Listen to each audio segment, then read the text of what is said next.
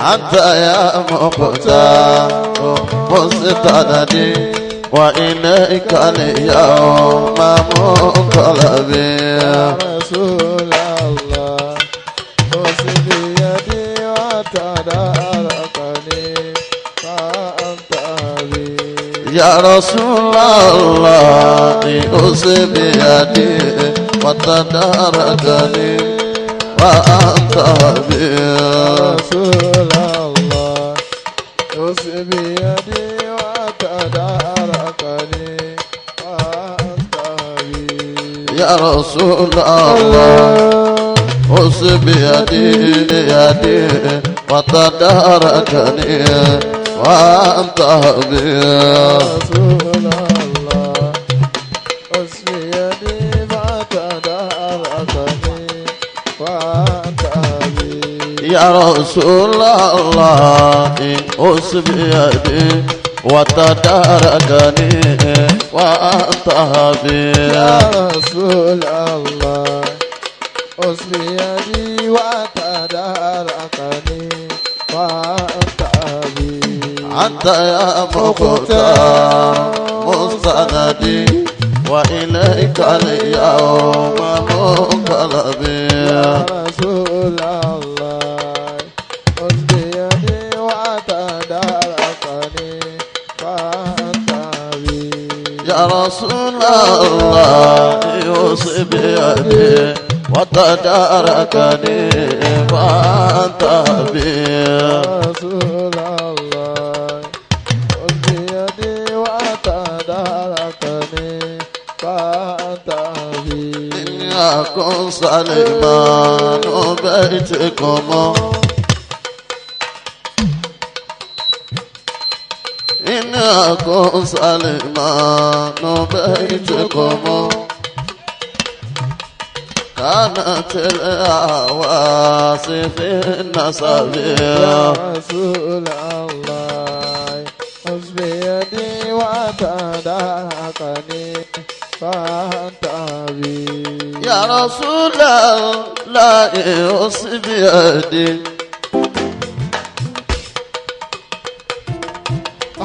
يا رسول الله يوصي بيدي وتداركني وأنت بي يا رسول الله خذ بيدي وتداركني فأنت بي يا رسول الله يوصي بيدي وتداركني وأنت بي رسول الله خذ بيدي وتداركني وأنت بي إذا ما شئت في دارين تسعد صلى الله عليه إذا ما شئت في دارين تسعد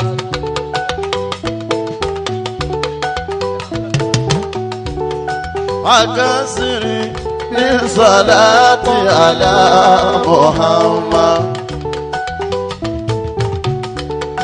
وكسر بالصلاة على محمد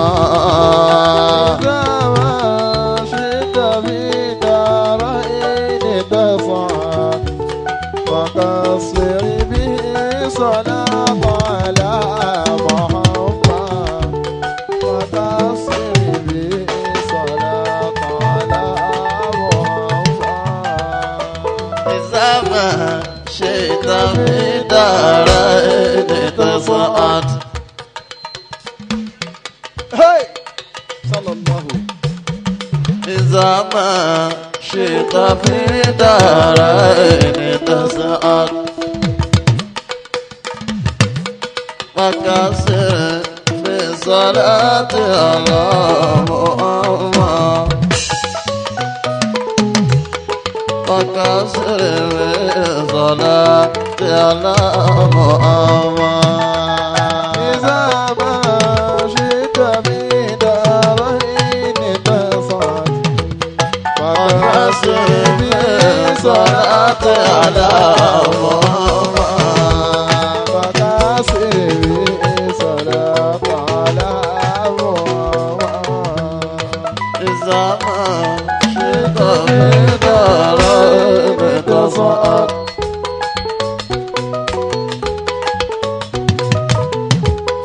أكسر في صلاة على محمد أكسر في صلاة على محمد شئت في دارين تصعد فكاسر في صلاة على محمد محمد أكسر في صلاة على محمد زمان شئت في دارين تصعد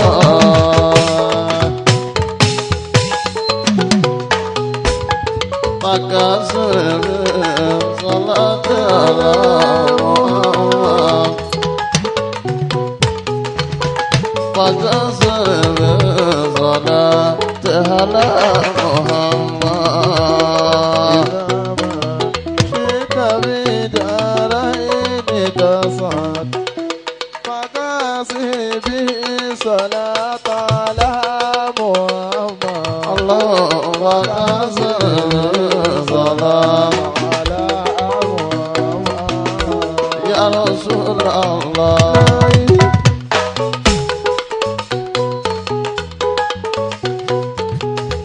يا رسول الله يوسف يدي حتى تركني فأنت بي رسول الله يوسف يدي وتركني وأنت بي يا رسول الله يوسف يدي حتى تركني فأنت بي رسول الله يوسف يدي وتركني وأنت بي يا رسول الله يوسف يدي يا رسول الله يوسف يدي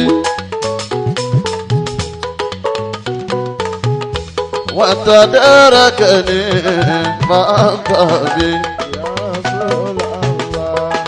يوسف يدي وتداركني وأنت بي الله لا إله إلا الله الله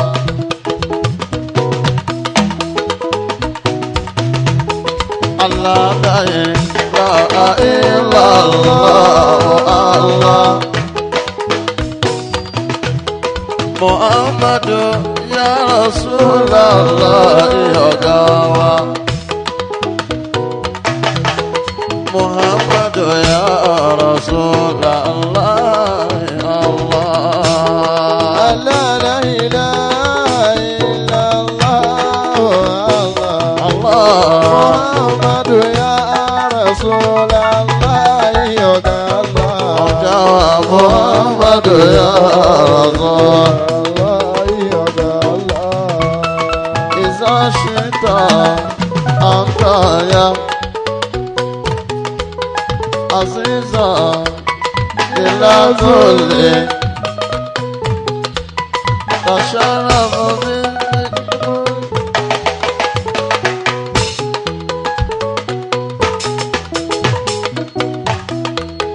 الله لا إله إلا الله الله محمد يا رسول الله يا الله لا إله إلا الله محمد يا رسول الله يا الله محمد يا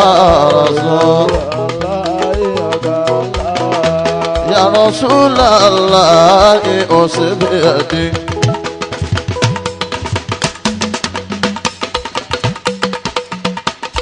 يا رسول الله أصب يدي وتداركني وأنت بها رسول الله يوسف يدي فتداركني وأنت بي يا رسول الله أوصي بيدي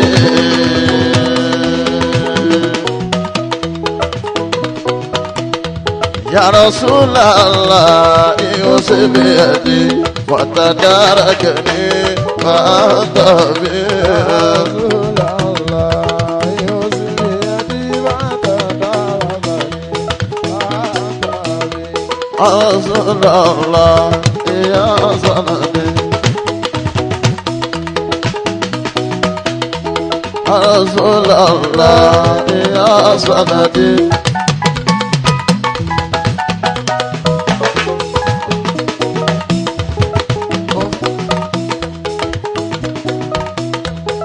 أحبك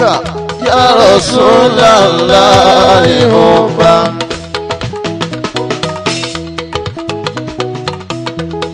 أحبك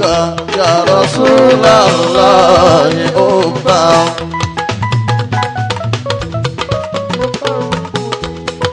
يقربني إلى الرحمن قربا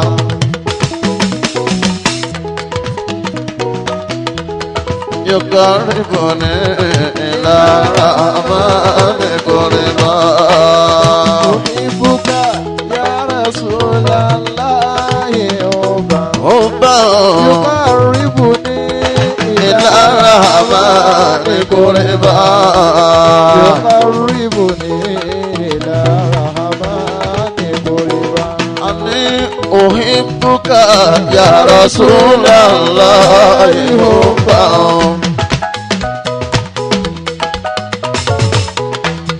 أحبك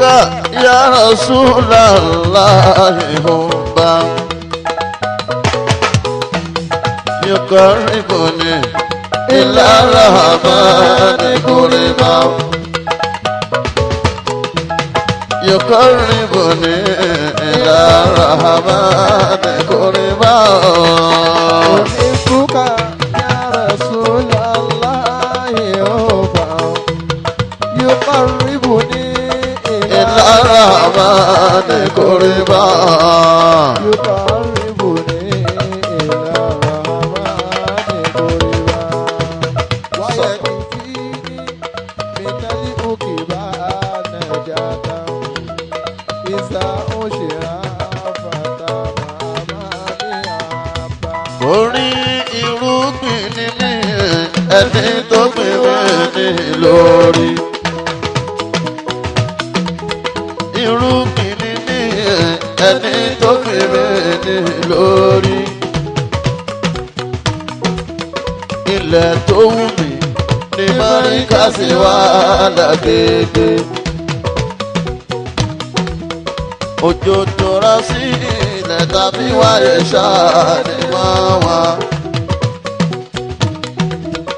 Ọlọ́run bá wa kẹ́ bàbá wa kò tún. ṣe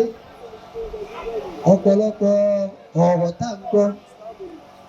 ìjọmọ́ tó lè encourage yẹn bọ̀ ọjọ́ tí mo sọ̀rọ̀ yẹn fún bàbá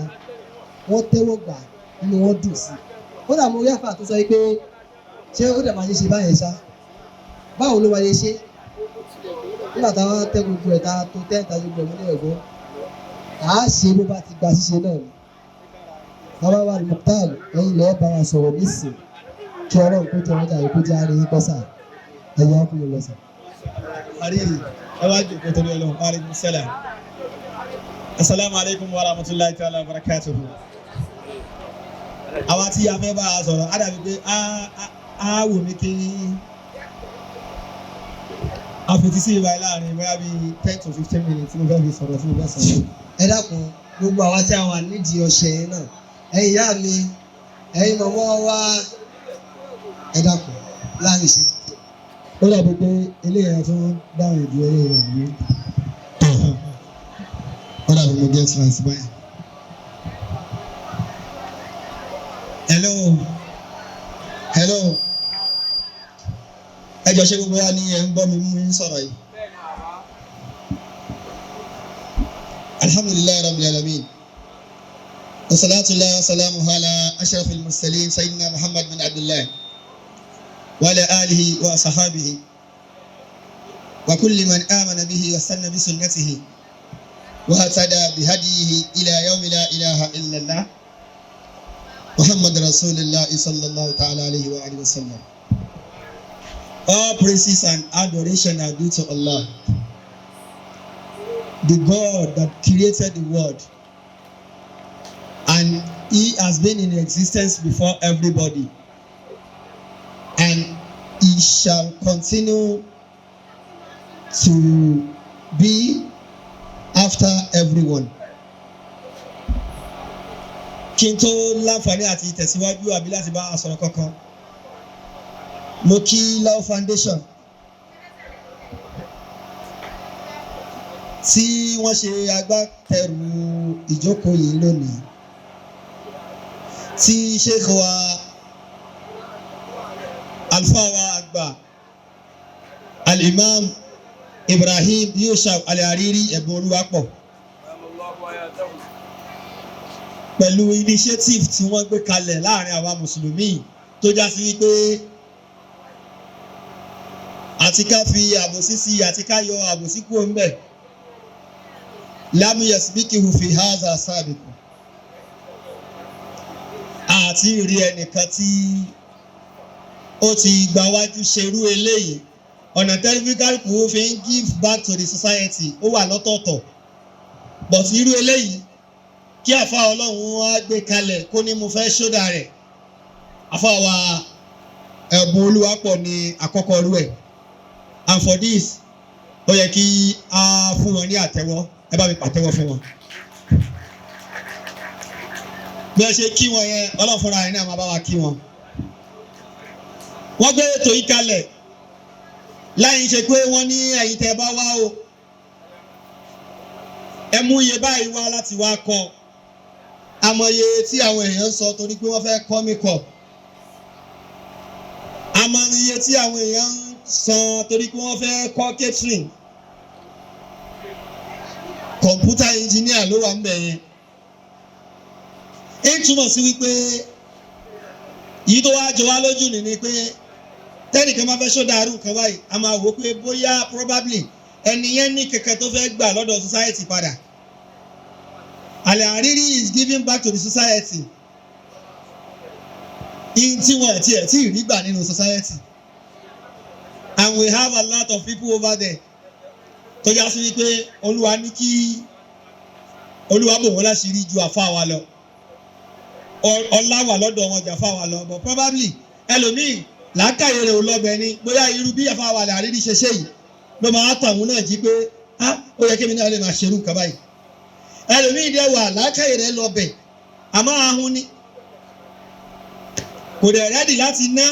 kò dẹ̀ rẹ́dì láti ṣe kankan tí ò ní nìkan tó máa gbà in returns. As a matter of fact, mo láàdù program yìí ju yìí táwọn politicians àtàwọn ìjọba wa ń gbé kalẹ̀ lọ, because ọ̀pọ̀lọpọ̀ nínú àwọn ìjókòó yẹn tá máa kó wa jọba yẹn wọ́n máa expect pé táwọn bá ti fún wa yẹn tó bá tásìkò ìdìbò káwọn náà wá fáwọn náà padà. Àfi máa sọ pé lágbájá ó wà òkè ó ṣe nǹkan báyìí tàmàdù ó wà òkè. Kò ń ṣe pé ìgbà ìgbò kan ní àfáwà yìí fẹ́ gbé ní ọ̀la àbíládùúgbò ike mo fẹ́ jẹ kánsẹ́lọ̀ ẹ wá ṣe báyìí fún mi. Inshallah Rahman, I pray by the almighty name of Allah you shall continue to grow. Ní agbára Ọlọ́run gbogbo tọ́lọ́run ṣe fún inú oríire kò ní bàjẹ́ láíláí. Now mo wá gbọ́rọ̀ méjì tó ìkan fọwọ́ bà mí lẹ́mìí ìkan dẹ̀ dùn mọ́ mi. Bá a ṣe bá gbé program yìí kalẹ̀ tí mo ṣe dé ni ìmáàmù wa sọ pé àwọn tá a jẹ́ Christian lórí ìjókòó yìí tá a bá ju Muslim lọ a dẹ̀ máa jẹ́ déédéé. Lórí irú nǹkan báyẹn inú mi kọ́kọ́ dùn pé unity àti love tí à ń polówó ẹ̀ ní àárín ayé àti rí níbi kan mẹ́rin. Torí bẹ́ẹ̀ lómii ní tó ń fìyà jẹ àwọn ọ̀rọ̀ tí ò da lórí ọ̀rọ̀ ẹlẹ́sìn ẹlẹ́yàmẹ̀yà ó ní àǹfààní tó yẹ kó ṣe lọ́dọ̀ ẹlẹ́sìn mìíràn. Àmọ́ ìgbà tó ti rí pé kí ẹnìyàn kí ń ṣe ẹlẹ́sìn òun yóò wá takú pé òun ò ní lọ kò dẹ̀ níwọ̀n pé òun fìyà ẹ jẹra àwọn ni. ẹ̀sìn ò ní nǹkan ṣe pẹ̀lú kó o má lọ kẹ́kọ̀ọ́ lọ́dọ̀ ẹlòmíì. So mo pray fún gbogbo àwọn tá jẹ́ Christians á wá sí ìbàyí mo ti turn around mo ti go around the tent now mo dẹ̀ ṣàdúrà fún yín pé gbogbo tẹ́ bá kọ́ mi báyìí Olúwa máa jẹ́ kó ṣe àǹfààní fún yín. So mo pray fún àwọn àti mùsùlùmí náà bẹ́ẹ̀ o mo dẹ̀ ń sọ níjọ́ tí Ìmáàmù Al-Hariri ti gbẹ́rù eléyìí kalẹ̀ àwọn náà wà nínú àwọn tọ́lọ́hun gbé kalẹ̀ nígbé kalẹ̀ pé kí la tún fẹ́ ṣe sínú society torí pé ẹlòmíì ìjọba ọ̀dá náà ló pariwo rẹ̀ tó ta rẹ̀ lóṣì lé lórí òṣì títa ní ọ̀nà méjì ni olòṣì táyé mọ̀ pé eléyìí ò ní olòṣì kan nìyẹn ẹlòmíì wá ń bẹ olòṣì ni àmọ́ kò ń ṣe pé kò ní tó máa jẹ òṣìta làákàyè rẹ̀ ní òṣìta ló mú òṣìta méjèèjì ni Islam náà wá oògùn fún ibi tí a yà sí nípa pé ká ṣe empowerment àwọn èèyàn ká kọ́ wọn bó ti ń ṣe nǹkan dáadáa yìí ọgbà tí a wà ní 21st century ló jẹ́ ká máa rò pé gbogbo nǹkan níjọba gbọ́dọ̀ ṣe fún wa. Àwọn bàbá wa tí wọ́n wá ayé ní káwa ó tó wá wọ́n kí bàbá wa tukú sí ó kí bàbá wa mọ̀ wò àwọn àfáà tí wọ́n Al-Hariri even tó bá pè mí kí n wá sọ̀rọ̀ mi báyìí I must come kò ń ṣe torí kẹ̀kẹ́ torí láti lè acknowledge iṣẹ́ tẹ̀ ṣe yẹn pé innaka ala al-haqqi wa ala siratil mustaqim onírú ìrántí gbogbo àwọn bàbá yìí wá rìn wáyé so ọlọ́run abá mi kún yín abá mi dúró tì yín jù báyìí lọ so àwọn bàbá tó bí àwọn bàbá wa wọ́n wálé ayé tiwọn náà wọ́n á máa pariwo pé ìjọba ò ṣe nǹkan fáwọn báwo náà ṣe ṣe lé ayé tiwọn nígbà tí ò sí gómìnà nígbà tí ò sí kánsẹ́lọ̀ àwọn bàbá yìí ló lé ayé wọ́n fẹ́ yàwó wọ́n bímọ wọ́n kọ́lé kí ló dé tí wọ́n gbé blame ayé wọn nígbà yẹn sórí pé ìjọba kan ni ò ṣe èyí tó yẹ kí ayé rọrùn fún wọn nígbà yẹn ò kọjá pé gbogbo wọn ní jíǹjì ayé wọn ò ní wọ́n mú iṣẹ́ kan ní iṣẹ́ àṣelà ó ń bẹnu àwọn bàbá wọ̀nyí tó já sí wípé tó ìpínlẹ̀ Áfíríkà wà ń bà yìí àgbẹ̀lẹ̀ á sábà ṣe tó bá rẹ̀ ti jí níbi ìdí ayé wọn máa mọ́kọ́ wọn lọ sóko nìyẹn iṣẹ́ àgbẹ̀ yìí tó wọ́n jẹ ohun tó wọ́n bọ́mọ ohun tó wọ́n ṣènáwó bọ̀tì ìgbà tí gbogbo wa ti bára wa nínú ilé ayé tí ààyè báyìí ò yọ ọmọ lè ní tá a máa pariwo pé ìjọba ó gbọ́dọ̀ ṣe lé ìjọba ó gbọ́dọ̀ ṣe tọrọ lóòótọ́ ẹ̀tọ́ wa ni bọ̀ mo fẹ́ sọ fún yín pé ìjọba ò lè ṣe é tán o ni mo fi gbádùn topic tí àfáwà Al-Hariri fún wa yìí wípé àwa ẹlẹ́sìn à ń rówó ju àwọn ìjọba míì gan lọ láwọn àsìkò tá a wà yìí torí pé àwọn èèyàn kọjú sí wa ju ìjọba lọ àwọn èèyàn wọ́n ń gbọ́rọ̀ sí àwọn ẹlẹ́sìn àbáwọn olórí ẹlẹ́sìn bóyá Christian ni bóyá Muslim ni people listen to the pastors and imams ju bó ṣe máa listen sí àwọn chairman local government àti councillor lọ and màá prove ara mi láti jẹ́ kó mọ̀ pé even àwọn councillors yẹn senators àti all other political parastatals tí a níyẹn tí wọ́n bá nídìí àwọn èèyàn ẹ máa rí i pé ọ̀dọ̀ àwa ẹlẹ́sìn náà máa wá torí pé àwa la ní èrò lẹ́fí máa rí pé tó bá dìgbà tó wọ́n bá ṣe campaign wọ́n máa lọ churches wọ́n máa wá bá ṣe máa convince pastor kan pé ẹ bá wa sọ̀rọ̀ fún àwọn ìjọ yín wípé kẹ́ ṣe tiwa torí pé àwọn èèyàn nígbàgbọ́ nínú àwọn olórí ẹlẹ́sìn yẹn ju àwa tó kù lọ àti gbára lé àwọn olóṣèlú wọ́n ti fuck wa up. a máa wá sáwọn àyè mọ́ṣáláṣí níbi tí wọ́n ti ń ṣe ẹ̀sìn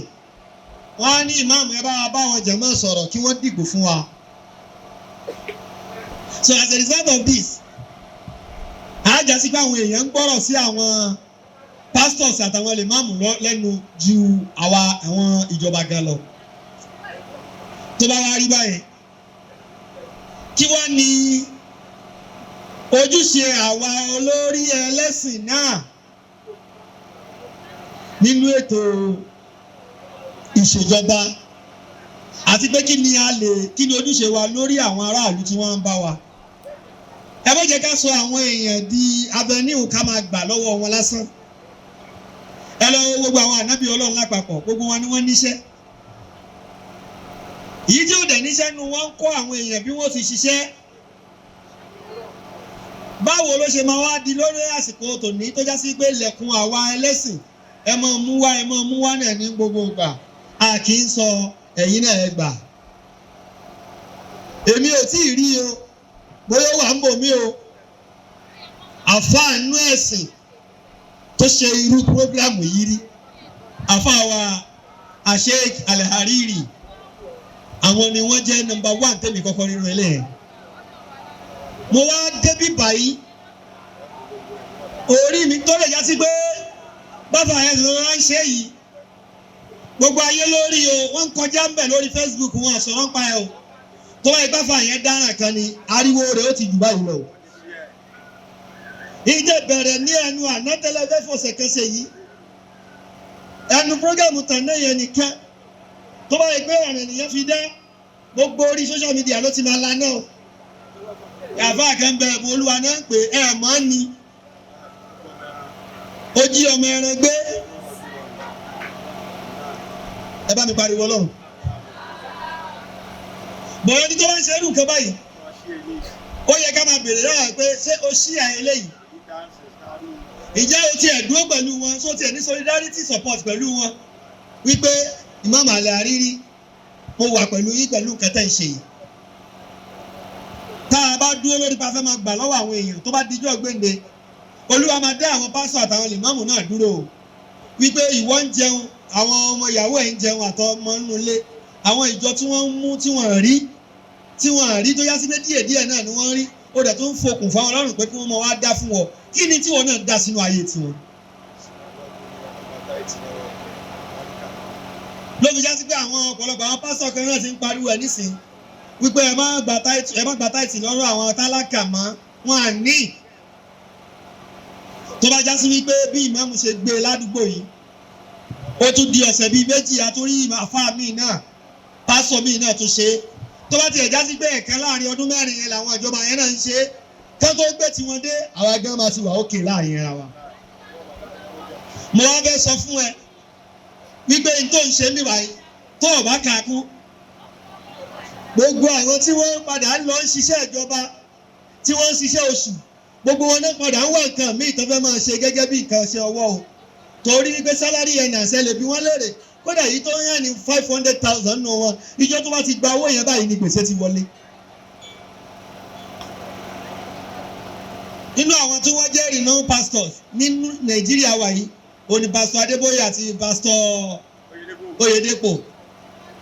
Àwọn bàbá wọ̀nyí wọ́n ti àwọn ọmọ wọn sínú entrepreneurship pé ẹ lọ máa wá nǹkan tẹ́ máa ṣe ẹ lè bá company kankan sọ pé bẹ́ẹ̀ lọ́mọ wọn ti ń ṣiṣẹ́. Ìyẹn tó fi nídìí láti jẹ́ kí àtẹ́lẹwọ́ ẹ̀ ó ṣiṣẹ́ ó ní pé Yorùbá ti parí ọ̀rọ̀ láti bẹ̀rẹ̀ wọ́n sọ pé àtẹ́lẹwọ́ ẹni. Ẹ bá mi wí dáadáa. Àtẹ́lẹwọ́ ò ní kí ṣe kí ni? Àtẹ́lẹwọ́ yìí ò kí ń tẹ̀yẹ̀ jẹ. Ìwọ tó bá lọ ń ṣiṣẹ́ níbì kan tó o dẹ̀ ń ṣàdúrà pé God bless me God bless me tádùá yẹn bá máa gbà olórí iléeṣẹ́ yẹn lọ́lọ́run máa bless ni Ọlọ́run fi bless ìwọ. Àbí bẹ́ẹ̀ kọ́ ni torí pé tóun ò bá rówó kò ní san sálárì fún ẹ. Bò tó bá yẹ sí pé wọn náà fúnra ẹ oníkẹ̀kẹ́ tó o lè fi àtẹ́lẹwọ́ rẹ ṣe. Mò ń sọ pé bọ́lá ṣe define àwọn èèyàn Ọlọ́run ní wa khalaqa kulla shay'in wa qaddarahu taqdira. Ìjọba tí ń bọ̀ ní ayé gbogbo wa kò sẹ́ni tó mú aṣọ débi báyìí ẹ̀ẹ́dẹ̀ ní rí ọmọ èèyàn kan láyé kó máa rìn òwò ká sọ pé kí ló ṣe ká ní kò ráṣọ ni. níjọ́ tẹ́ sí ìrìnlẹ̀ ayé ṣẹlẹ̀ ní tán kú lójú títì kan ní kí ló fa wọn ni ebi ni no ṣe rí gbogbo àwọn nǹkan wọ̀nyí lọ́lọ́run ti parí ká tó dé bíbáyìí níbo ló wá parí ẹ̀ sí ibi báyìí ni ibo mo náwó sí yẹn ẹni ìyá bá ti wá ń jẹ maybe kò make use of his senses kò sí maybe you don't discover who you are àwọn kan bẹ àwàdà lásán kó pààyàn lẹ́rìn ló ń ṣe ó dẹ̀ kọ́lé díẹ̀ kò wá sí ọmọ ànábì ádámù kan tọ́lọ́wọ̀ fún ní kinní kan tó lè tó jẹ torí pé gbogbo ara náà fún ní làákàyè ẹni tá a pé yóò dààmú òun lẹni tí làákàyè rẹ bá yí bí wèrè sì ti ya wèrè tó ń sọ pé wèrè náà wọ́n ń jẹun kò kàn ní kèésì sani kèésì pé wèrè ó á ya wèrè débi pé ebi ó mọ̀ pé kò ní wá nǹkan tó máa jẹ ẹ bá mi pariwo ọlọ́run dáadáa tí ń túbọ̀ sí wípé èyí tí eré wèrè ò bá dàrú kọjá pé tó bá tásìkò tó fẹ́ jẹun yẹn wèrè máa jáde ó máa wá lọ ìwọ tó wá yí lórí kí ló ń dájò kó tó ń pariwo ìjọba ò ṣeé sí. àbọ̀ ògbọ́n mi ni wèrè ń wọṣọ kó wọ dìsáínà ni ó lè wọ dìsáínà irú dìsáínà tó ń wọ̀ ni wọ́n ò lè wọ̀ àbí bẹ́ẹ̀ kọ́ ni. kí ló dé tí orí wèrè yìí kọjá pé kó wáṣọ fara rẹ̀ ẹni tá a pè pé maslubul akli kó dẹ̀ mọ̀ pé èèyàn máa ń wọ ṣòkòtò èèyàn máa ń wẹ̀wù ó lè wẹ̀ ọ̀kan fọ́dún márùn-ún kó má bọ̀ ọ́ bọ̀tí á sì gbà pé òun sì rí nǹkan ṣe. gbogbo ọ̀pọ̀lọpọ̀ náà àwọn èèyàn tẹ́ lọ dájòkó yẹn èmi expect kí mùsùlùmí náà pọ̀ níbí báyìí náà toró ló sì pọ̀ láàrin iwájú kìrìsìtẹ́nì lọ. èmi expect bá ṣe débí báyìí lónìí bí ẹ̀fọ́ àrírí ṣe rí kí gbogbo àwọn àfáà kí wọ́n pọ̀ ṣé gbogbo ojúmọ́ la máa káwọn ọmọ ní mọ́tíkì àti bàlágà tí wọ́n ń kọ́ tán tí wọ́n rí nǹkan tó bẹ̀rẹ̀ ti jáde ayé ò béèrè lọ́wọ́ wọn mọ́ nínú tẹ́ gbé kalẹ̀ yìí èmi ti sọ ọ́ rí níjọ àlìhúdà àbí bẹ́ẹ̀ kọ́ àwọn ìmáàmù kó bá kúnná lórí jókòó yìí wípé mo fẹ́ ní káwọn nú àwọn ìmáàmù tó wà lé ọ̀ndà mi ká lọ kọ́ àwọn kẹ̀kẹ́ yàtọ̀ sí pé iṣẹ́ Kùránì nìkan torí tó jẹ́ kí corruption pọ̀ láàrin àwọn àfáà kọjá pé ebi ń pa wọ́n dẹ̀ ń wá nǹkan máa jẹ wọn àwa ní wà lọ́nà tó tọ́ mọ́. ìyẹn ló fà á tó fi dá sí pé ìríkùrí ìrẹ́kìrán tí wọ́n rí oní wọ́n máa sọ fún yín tó bá já sí wípé irú ìjọ ta ti ń kọ́ ọmọ ní kéwù la ti ń kọ́ bọ́ ṣe ń ṣe bàtà ó lè máa fowó bàtà sanwó lé kéwù náà. I was very impressed nígbà tí mo débẹ̀ yẹn lẹ́ẹ̀kan gbogbo àwọn ọmọ tí wọ́n ń kọ́ ní bàtà ń bẹ̀ yẹn obìnrin wà nù wọn ọkùnrin wà nù wọn wọ́n ń sọ fún mi pé ṣé o torí mo bí wọ́n léèrè pé ṣé ẹ lè ṣe báyìí nísìnyí tí ò bá tiẹ̀ sọ ga yín bẹ̀ wọ́n sọ pé pẹ̀lú àṣẹ Ọlọ́run kódà yìí táwọn ń ṣe lọ́wọ́lọ́wọ́ yìí èmi làwọn máa kó fún. lónìí ọmọ ìkẹni ìyá ẹ ti mú wá lẹ́nu àná sóní ó ti mọ bá ṣe ń gẹrun ó ti gẹrun fún àwọn èèyàn wọ́n ti fún ní sàtífíkẹ́tì bíbá yìí lónìí ọṣẹ ni wọ́n ń ṣe yìí air freshener ni wọ́n ń ṣe yìí àwọn kítìrà ni wọ́n wà ń bíbá yìí ó ní ọ̀gá wa tí wọ́n ń kọ́ ọba ṣe ń ya fọ́tò lẹ́ẹ̀kan ó ní wọ́n sọ àtọ́yìn ṣe make up àwọn ọmọ ni wọ́n wá bíbá yìí kéèkì ni wọ́n ṣe kalẹ̀ yìí gbogbo àwọn tó ti jáde nílé kéwú tẹ́lẹ̀tẹ́lẹ̀ àtàwọn tó wà nínú ilé ẹ̀kọ́ lọ́wọ́lọ́wọ́ táyìn jáde tán níbi tí wọ́n lọ yẹ kí la fẹ́ kẹ́sẹ̀. As a matter of fact, this is a challenge to every standard Islamic school and to every standard Islamic organization in Nigeria. ká máa nírú nǹkan báyìí láti máa wò ẹlòmíín wá ṣàlátù gbogbo ìgbà kò níṣẹ́ lọ́wọ́ lọ́jọ́ kó máa wá ṣàdúrà. ẹ gbọ́ ni ó wá pariwo òun ṣe yálà tìfù òye yálà tìfù ẹlòmíín bẹ wájú ẹ kó bá ṣe yálà tìfù ẹ fún 200 years kò ní dáa fún un torí pé kò níṣẹ́ tó fẹ́ fa làtìfù wá. ẹ pariwo lọ́nà dáadáa. ẹni tó jẹ lèmọ́mù nínú ìgboro kò tí ì róúnjẹ jẹ ámbọ̀sibọ́sí ẹni tí wọ́n lọ jẹ lèmọ́mù nínú gbẹ̀rígbẹ̀ táwọn tó kọ́lé síbẹ̀ gan wá mú nǹkan nígboro ìwọ wá jòkó òun bá wọn sọ ilẹ̀ ó wá wò pé tọ́mọ ti dé káàmù tó bá fẹ́ ṣe bàtà ọdún ká máa patronize lè máàmù náà kò sórí burúkú ń bẹ̀. ẹ pariwo Ọlọ́run dáadáa ni. kí ìyàwó lè máàmù kókó bá ṣe ń ṣe mékọ̀ọ̀pù báwọn èèyàn ṣe ń gbé inú ádámọ̀ nínú Kòròdú tí wọ́n ṣe ń gbé kò sẹ́yìn tó ń lọ pàtí inú wọn wọ́n dẹ̀ ń ṣe mékọ̀ọ̀pù lọ́bẹ̀. ìwọ tó wá jàfà oníṣẹ́ òjòkónulé ìyàwó náà oníṣẹ́ ebi wa bẹ ẹ̀jẹ̀ tún bímọ síbẹ̀. ẹjọ́ nítorí Ọlọ́run ṣerú àwọn èèyàn yẹn ṣé Ọlọ́run ló ń fìyà jẹ wọ́n ni àbáwọn náà ń fìyà jẹra wọn. ẹ fún mi lésì. Yes, o ṣeun. With that ló jẹ́ kí n pín ìyà sí méjì. Ìyà ń bẹ tó já sí wípé kádàrá ni.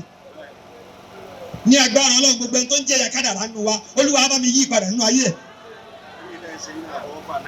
Sọ́wọ́n mi ti yé. Ìyà kejì ó ní àfọwọ́fà. Gbogbo ẹni tí ò bá ti ní kẹ̀kẹ́ tó lè fọwọ́ ẹ̀ ṣe. Ó súnmọ́ ìyà súnmọ́ òun náà. Lábí gbariwo tẹ́ bá wo orí títì àwọn ọmọ mùsùlùmí ló pọ̀ jù ń bẹ̀ bàbá ò níṣẹ́ ìyá ò níṣẹ́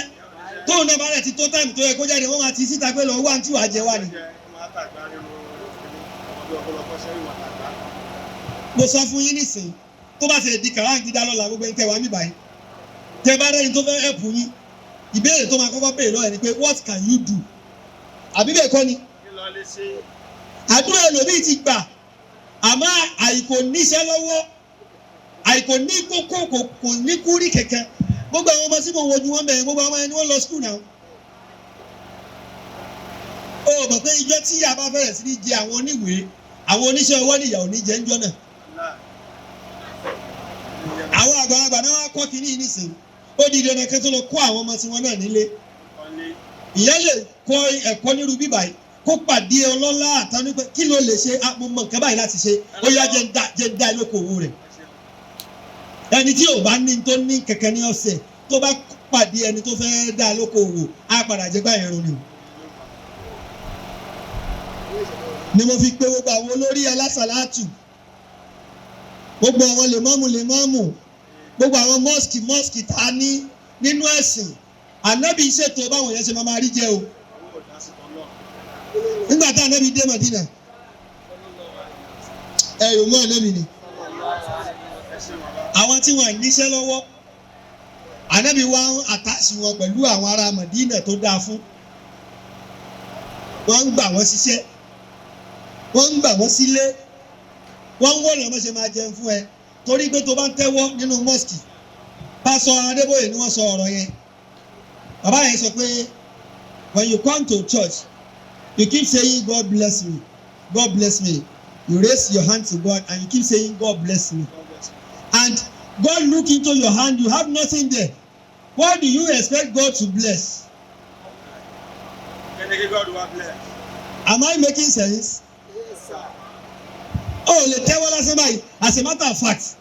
o gbọ́dọ̀ tí kọ́kọ́ dáwọ́ lé kẹ̀kẹ́ kò wọ́n wá sọ pé irú èyí yìí làwọn àdúrà yín lè tètè gbà níwájú Ọlọ́run torí bẹ́ẹ̀ yìí gan-an ti ṣe kí ni ẹ ti gbéra ẹ ti ṣe kí ni ẹ ti gbé bọ́dì òṣèwọ̀n ẹ ti gbé bọ́dì wá bí Masha Allah. àwọn ìkẹwà wọn fẹsẹ̀ rìn lágbára gbá Èrè ní. mo mọ àwọn bíi ọmọ bíi mẹ́rin bíi márùn kan báyẹn kò ní kúrì kẹ̀kẹ́ mùsùlùmí dẹ̀ ni. èdè yẹn tó bẹ̀rẹ̀ sí ní sọ ní bọ́sọ̀bù wọn kọ́ nǹkan mí ni wọ́n ẹ bá pariwo lọ́nà dáadáa wọ́n mú kó báyà kó God bless you so mo ń bẹ gbogbo wa mo dẹ̀ ń rọ gbogbo wa pé tá a bá kọ́ mi báyìí lónìí ṣẹ́rí kan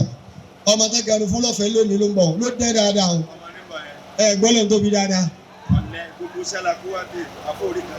mo wá wò ó pé àáfàá tó bá kù tí yà ń jẹ ológun tó ń fi yà jẹra ẹ o ọ̀rọ̀ yẹn kọ́ ni kó lọ dúró ní mọ́sálásí aláwọ̀ mọ́sálásí sọ fáwọn òní kó dúró ń bẹ̀ tó gbọ́ ni wọ́n ní ẹ lọ ṣiṣẹ́. bí àwọn ọmọ ilé kí lọ́wọ́ ọ̀rẹ́ yín ṣẹ́ ọ̀sẹ̀ ni wá kọ́sẹ̀ ní sí. ó ní o àràfà kan tó ní pálí tàwùjí lọ́wọ́ tó yẹ kó jọ irú báyìí o. ó kàbèrè fún. ìgbéraga pé káwá ní ìrìn ni mo lọ ṣe báyìí ẹ wo mentality wa. lẹ́yìn ìsẹ̀yìn tó lè lè dọ́ ọ̀sẹ̀ ló wá kù. orí burúkú kọ́ náà ọ̀nà tẹ́lifíkẹ́lì bá ń gba ọ̀tọ̀ọ̀tọ̀ ni mo fẹ́ sọ fún rẹ̀ àfa àti àǹjẹ́ lọ́wọ́lọ́wọ́ yẹn ìwọ tó ń lọ ṣàyàsí fún èèyàn tó jẹ́ plumber tó fi iríṣẹ́ gbà tí wọ́n náà bá jẹ́ plumber tó bá ṣàyàsí yẹn ṣé bí tí plumber bá jẹun tó yó tán tó bọ́yàwó ẹ̀ tán ní òtọ́ yọ tiẹ̀ àbí bẹ́ẹ̀ kọ́ ni bọ̀ tí wọ́n náà bá lọ kọ́ kẹ̀kẹ́ yẹn tájú ẹ̀yẹn bá gbà ọ́ fi bọ́ fámìlì rẹ̀ náà ẹjẹ́ ẹjẹ́ rẹ̀ síta kágbélé aká ìwà kalẹ̀ pé kí ni mo lè ṣe tó lè mówó wá tó o bá ti fẹ́ ká bú ẹ ká ń pariwo pé wọ́n yẹ̀yẹ́ yín káàkiri yẹn wọ́n yẹ̀yẹ́ yín o ara ń kan àwọn èèyàn ẹnìkan ò lè lọ sí ìdúmọ̀tà kó lọ sóṣù látàárọ̀ kó mówó dé kí wọ́n kàn máa lọ kéènì àtẹnìkan fún. ìjọ wà ní masanáwì àmọ́ sọ fún yìí. àbí bẹ́ẹ̀ kọ́ ni. lọkọ ẹndomi síta aláì ìjọ wòlíì máa ṣe ẹndomi ẹ bá mi gbọ́ lọ́nà tóbi. ọ̀rọ̀ ẹ̀gẹ̀jọ̀ rẹ̀ rí ni wọ́n láì èmi látijọ́ tí mo ti ń bẹ ni mo ti máa ń fi orí ro làákàyè pé what can I do. ìkẹ́ ni mo ti ń ṣe yìí nígbà tí mo yà sí òkè mo bẹ̀rẹ̀ sí travels and tour àwọn kan tó wò ó pé adúrún tí wọ́n á sọ fẹ́ nìkan nígbà tó ń jalè ti pé ṣé òṣèlè máa ráyè rẹ̀ mo ní ṣé kò ní ẹni máa fi máa ṣe ayé mi ni èló ganan fún àwọn àfọ oníwàsí bẹ́ẹ̀ náà kan tó rẹ àwọn àfà ní àwọn àfọ ni o ẹ̀rọ pé kì í ṣe tó kàn ló tún lọ ṣe yẹn. yóò yà yín lẹ́nu onígun báyà kó. estate management ibi tá a lọ ni estate management. ẹ bá mi gbọ́ lọ́rùn tóbi. ìdí mo sọ bẹ́ẹ̀ ni pé kí ìyá tó jẹ ìwọ tí ìyá ń jẹ lọ́wọ́lọ́wọ́ tó ń gbọ́ mi bóyá o wà ní online àbó o wà lórí ìjókòó báyìí kọ́kọ́ bi rẹ̀ léèrè pé kí ló ń fi ìyà jẹ mí. tí a bá jẹ tán náà ìyá jẹ ní mi ni mo ń wí. kọ́kọ́ bi rẹ̀ léèrè pé bí mo ṣe wà yìí kí ni mo ní lára tó lè stop ìyà yìí bí ò bá ti sí lọ́wọ́ a. gbogbo àwọn tí wọ́n kọ́ tán kẹ́kọ̀ọ́ tán nínú yunifásitì torí ẹ̀ àwa ọmọ olòṣì kọ́lọ̀ ó ṣàánú wa ní o àwọn tẹ́rọ owó rẹ̀ àwọn ọmọ iléèwé àwọn ọmọ wọn tún jáde tán àwọn náà tún lọ kọ́ kẹ́tìrì yìí o àwọn ni wọ́n tún lọ kọ́ bábà yìí o torí wọ́n mọ̀ pé bá dẹ́lu èbó náà èbó ó béèrè pé kí ló lè ṣe. ìjà lọ mọ́tálíkà mọ̀ ìjà kọjá àkódowó. so ẹ jọ ń torí Ọlọ́run bá a ṣe kọ yìí ẹ jẹ́ kó wúlò fún wa ká dẹ̀ mọ̀ pé iṣẹ́ tí Lao Foundation gbé dání yẹn kò ń ṣe iṣẹ́ àwọn náà ń ṣe iṣẹ́ mùsùlùmí ni ambassador ni wọ́n jẹ́ fún Islam lápapọ̀ tó jẹ́ sí pé gbogbo mùsùlùmí tí ò bá ráyè láti support wọn ó yẹ kó dọwọ́ bojú. tó bá já sí pé bọ́lá ṣe ṣàánú àwọn kan tó nínú àwọn ẹlẹ́sìn ni torí pé ṣọ́ọ̀ṣì àti mọ́ọ̀sì ó ti fẹ́ pọ̀ ju ṣọ́ọ̀bù táwọn èèyàn ti ń tajà gan lọ nísìnyí.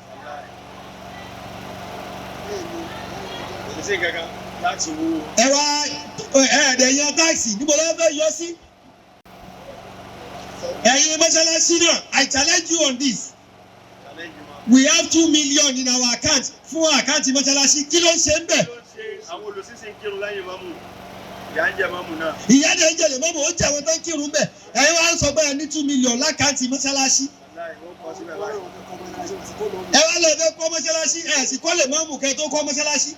ṣé ẹ mọ̀ pé ilé mọ́mù tẹ́ ẹ̀kọ́ yẹn ní ọ̀padà ni ò ní jẹ́ rí mọ́ṣáláṣí kọ́. gbogbo yín ní orí náà sí pátá yóò lálàá sí gbogbo yín. so ẹ jọ ń torí Ọlọ́run ẹ jẹ́ ká mọ̀ pé tó bá ku ọ̀rọ̀ tó bá jẹ́ òmìnira kìámọ̀ bẹ́ẹ̀ lómi bá sunkún déwájú Ọlọ́run pé Ọlọ́run kàn fìyà jẹ mí láyé tó lọ ni Ọlọ́run kàn mọ̀ wò pé rárá àfìyà jẹ ọgbọ́n bíi tí wọ́n ti ní Lao Foundation ti ní wọ́n wá kọ̀ nǹkan ìwọ ló lọ́bẹ̀. wọ́n ti ń dín ẹja bẹ́ẹ̀ ní gbogbo ẹ̀ ni wọ́n ṣe ń bẹ̀rẹ̀ ìyàwó mi náà ń bẹ inú ilé rẹ̀ ń dàrú lọ́wọ́lọ́wọ́ kò bó jẹ́ ṣe ni o. èyí tí mi lọ fáwọn èèyàn lọ́wọ́ owó oògùn fẹ́ kiri yẹn wọ́n wá sí Lao Foundation mi káwọn kẹ́tìrì wà yìí ìjọba tó wọn mọ díẹ̀ tọwọ́. so inshallah Rahman mo gbà á ládùúrà pé ìwọ òṣì ò lè ta ẹ́ nígbà tó bá gbà pé òṣì ò lè ta ẹ́. Islam ti ṣe ètò poverty eradication láti 1441 years ago táwọn ẹlẹ́sìn ò bá ti wá ṣe ajá sí pé ọwọ́ wa ló kù sí yẹn o kì í sọ̀dọ̀ títí tọ́lọ́hùn a pé gbogbo àwa tí a bá jẹ́ ẹlẹ́sìn ẹ jẹ́ á support irú nǹkan báyìí. ẹ support ẹ. nígbà tí Ilá Foundation ti bẹ̀rẹ̀ rẹ̀ ni mo sọ fún wọn pé lágbára Ọlọ́run èmi nírú yìí tèmi ń ṣe tẹ́lẹ̀ mi ìṣerú eléyìí rí àmì èmi náà tún fi irú eléyìí náà tún kún tá à ń ṣe ẹlòmíì ń bẹ yìí tí ó padà máa fi jẹun títí ayérayé ẹ̀ nìyẹn. èyí tí wọ́n á fi kásẹ̀ rẹ̀ ńlẹ̀ a ní more than 40 students níbí báyìí tó ń kọ́ nǹkan lọ́wọ́lọ́wọ́ báyìí tá a káàmpù wọn síbí báyìí tá a fẹ́ kó wọn fún odidi ọ̀sẹ̀ kan tó dẹ̀ ti ń yé wọn láàrin ànásò nìyẹn ẹni tó ń kọ́ wọn ní makeup ń sọ pé ó ń yàwó lẹ́nu pé ìgbà tó ń bọ̀ ọ̀gá wọn ó sọ pé theory làwọn ṣe báwọn fẹ́ kọ́ wọn làwọn fẹ́ emphasize lé lórí tẹ́lẹ̀tẹ́lẹ̀ but she was amazed she was so amazed pé ọ̀pọ̀lọpọ̀ nínú àwọn students tó wá yẹn gan gbogbo wọn ti ń lọ orí Google wọn ti ń Google tẹ́lẹ̀tẹ́lẹ̀ practical need ọ̀hún lè sọ pé láàárín táwọn kọ́ sànà ṣe ní òun ni tí àwọn ọmọ yẹn ń ṣe yẹn wípé gbogbo wọn ni wọ́n ti ń gbé àwọn tí wọ́n fi ń lò wípé gbogbo táwọn gbé wá lẹ́nìí tó jẹ́ táwọn fẹ́ fi kọ́ wọn àwọn ọmọ yẹn náà gbé tí wọ́n wá. mo wá fẹ́ kéèkì kan làwọn kan ṣe yìí ń sìn o now mo wá fẹ́ sọ fún wa tá a bá kóró àwọn èèyàn yìí jọ láàárín ọ̀sẹ̀ kan tọ́sẹ̀ kan ò tí ì pé táǹkọ́ yẹn bá ṣe ń jẹun tó ti mọ̀ ẹ́ gẹ̀ táǹkọ́ wọn bí wọ́n ṣe ń ṣe makeup tó mọ̀ ẹ́ ṣe yẹn tó bá já sí pé bá ṣe ń jalè náà kóra wa jọ sí ìbàdí táǹkọ́ sẹ́wọ̀n pé bí ó ti yé wa náà nìyẹn. tàbá wá ṣe báyẹn ààrẹ báwọ̀ ìbàjẹ́ nìyẹn ìlú wa dàrú àbí ìlú òní dàrú tó bá jẹ́ báyẹn tàbá kóra wa jọ sí ìbàdí tá a kọ́ nǹkan tá a fi ń ṣoríire yẹn yíyí àpé Imam Al-Hariri wọ́n give back to the society ni I pray Almighty Allah continue to empower you ẹni tó bá fẹ́ fáyàn àfikún náà dúró lóde téèyàn bá fẹ́ fáyàn kó lónú kànga ẹsẹ̀ tí ẹ gbọ́dọ̀ mókè ní òkè kànga ni Imam Al-Hariri òṣèré tayín ìyàwó níjẹyìn ọ̀nà òdẹ̀rẹ́ dàrú mọ́ yín lọ́wọ́ I appreciate you and I appreciate every member of Lao Foundation. Allah continue to bless you. Salamu alaikum wa rahmatullahi ta'ala wa barakatuhu. ẹ wá ọ̀dọ́ wa ká kéékèèkì kí bàbá fi lọ ṣe interview.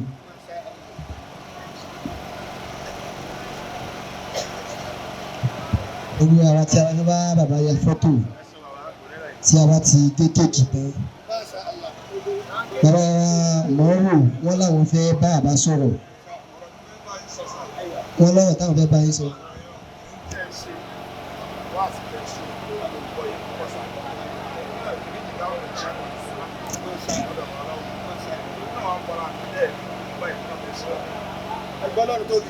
bàbá wa mọ́rò wọ́n ní pẹ̀lú ìyọ̀ǹda Ọlọ́run àwọn náà fẹ́ ṣe irú ẹ̀ ládùúgbò wọn bàbá yìí kìrì jí ni wọ́n padà ń fi sí àárẹ̀ǹtì àti tébù àwọn èèyàn wá ń bú wọn pẹ̀lú ìyọ̀ǹda Ọlọ́run lọ́dọọdún bàbá yìí máa ń fún àwọn èèyàn ní irinṣẹ́ wọ́n máa ń fún àwọn èèyàn ní irinṣẹ́ lọ́dọọdún wọ́n lè máa ṣe báyìí o àmọ́ kàn máa ń ṣe àwọn ọmọ kẹlẹ́sẹ̀ ládùúgbò wọ́n sì máa ń fún wọn ní irinṣẹ́ kódà irinṣẹ́ 3 ó sì ṣẹ́kù lé wọn. àwọn á ní nísìnyí báyìí àwọn wàá tuntun pákéjì pẹ̀lú ìyọ̀ǹda Ọlọ́run àjọṣe ni. kò sí wàhálà bá ti gbọ́dọ̀ nù. bàbá wa lá àwọn náà fẹ́ ṣe. sọ́nù alẹ́nàbí kẹrí àwọn kan mo kí àwọn sars wa ọlọ́mọsá bá ń kí mo kí àwọn ìmáàmù wa ọlọ́mọsá bá ń kí ẹ dákun ọ̀rọ̀ nǹkan méjì náà mo fẹ́ sọ nǹkan àkọ́kọ́ ni pé Imam Al-Hariri ẹ dákun àbá gbé nǹkan kalẹ̀ yóò rí nákìdù lọ́dọ̀ àwọn èèyàn bí àbá fẹ́ tún nǹkan ṣe especially lọ́dọ̀ àwọn àfà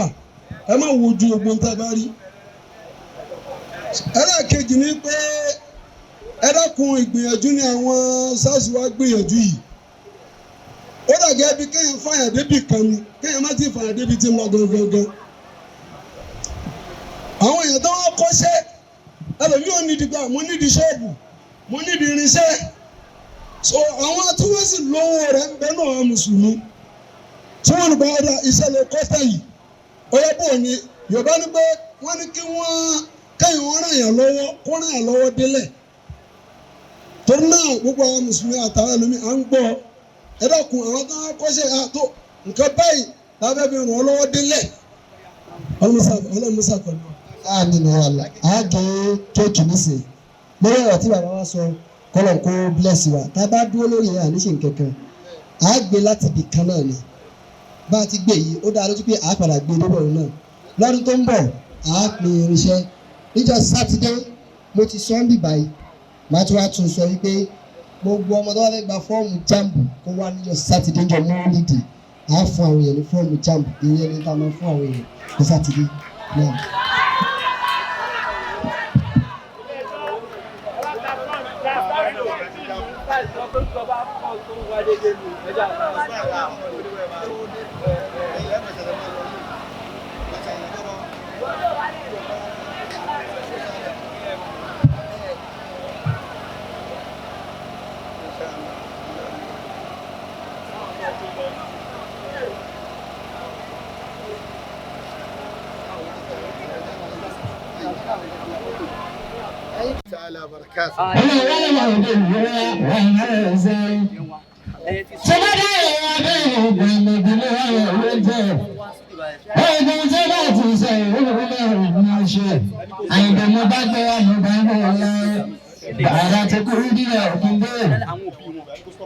tí ó ṣe pàtàkì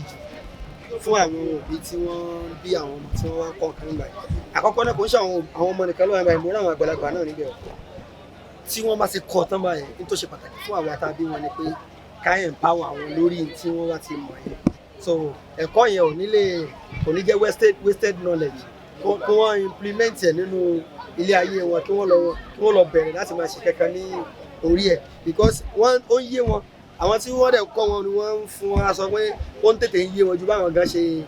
lérò lọ so n tó kù ni pé n tí wọ́n ti kọ́ yẹn ká jẹ́ kó wúlò fún wọn ní ìgbésí ayé wọn àgbà n tí mo rí kó ṣe pàtàkì wọn. a dúpẹ́ gidigidi lọ́wọ́ yín sà ǹjẹ́ ẹ ní àwọn olówó àbí ọlọ́rọ̀ tẹ́tẹ́ ẹ̀yin náà gẹ́gẹ́ bí onípò láwùjọ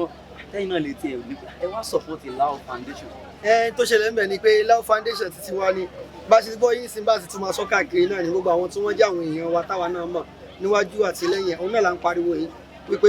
iṣẹ́ yìí kò ń ṣiṣẹ́ ti Lao Foundation nìkan iṣẹ́ ti gbogbo Muslim lápapọ̀ ni so gbogbo wọn fi àsìkò yóò rọ gbogbo àwọn tí wọ́n bá nífẹ̀ẹ́ Ọlọ́run àtànẹ́bí rẹ̀ kí wọ́n support irú kọ́ọ̀sì báyìí torí eléyìí nínú dìpátímẹ́ǹtì kan nínú dáwà òun ló jẹ́ Ọlọ́run kò ṣe ní ọ̀rọ̀ fún mi ayé rẹ̀. ẹ ṣe àdúgbò lọ́wọ́ yín sà ẹ jọ ẹ dákun ẹ bá wa ṣe endorsement just 2 seconds fún AM Media TV a máa wà káyọ̀. AM Media TV ibà ní kẹ́kọ̀ọ́ láti kọ́kọ́ rí wọn wọ́n sì máa sábà gbé àwọn nǹkan tó ní àlàkáyè tó ní ẹ̀kọ́ nínú so gbogbo àwa mùsùlùmí tá a bá fẹ́ mọ̀ nípa bí ọ̀rọ̀ ayé ṣe ń lọ àbí nípa gbogbo ọ̀rọ̀ ayé lápapọ̀ tá a jẹ́ muslim náà tá a bá ń wo AM Media TV a máa rẹ́ kọ́kọ́ mẹ́ àá dẹ̀ máa rí àwọn àǹfààní ṣe ìyẹn ni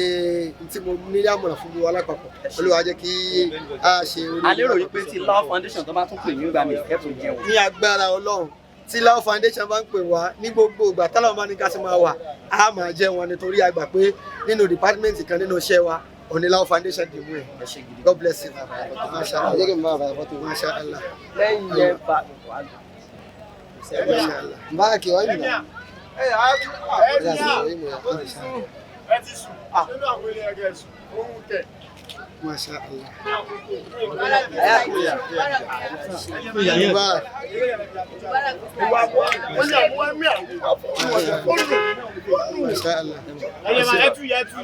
Adúró.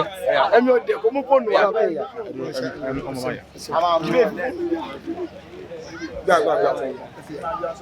Ẹ̀mí àgbà. Ó yá. Masha Allah.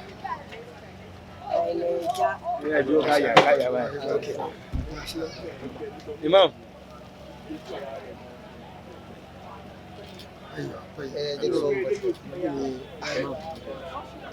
Àwọn alájà ìgbéyàwó.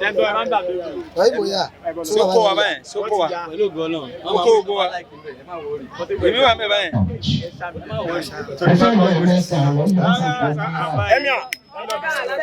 Mo gbé kínní ẹ̀ wọ ni. Mo gbé kínní ìlú.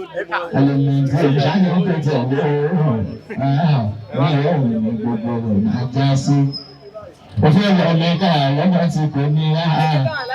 Òfin ọ̀rọ̀ lọ́gbà tí kò ní àhà. Àlèmí ti ṣáyé tẹ̀lé. Mo ní ẹ̀ṣá mi jẹ́ ẹ̀yà mi. Ọlọ́run á bí. Òfin ọ̀rọ̀ mẹ́ta lọ́gbà tí kò ní àhà. Òfin ọ̀rọ̀ mẹ́ta lọ́gbà tí kò ní àhà.